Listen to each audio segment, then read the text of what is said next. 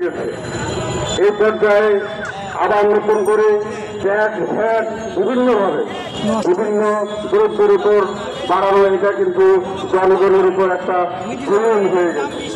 আমি মনে করি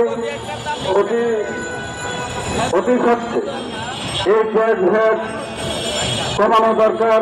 এই ট্যাক্স ভ্যাটকে যেটা বৃদ্ধি করা সেটা বাতিল করার দরকার, যাতে বাংলার জনগণ, বাংলাদেশের মানুষ যাতে এই সুন্দরভাবে জীবনযাপন করতে পারে। এবং আজকের এই বাংলার মানুষ বিগত 17 বছর যেভাবে অত্যাচার, যেভাবে লাঞ্ছিত, যেভাবে দ্রব্যমূল্যের দাম বেশি, হাসিনার আমলে তা মানুষ এমনি অতিষ্ঠ হয়ে আছে।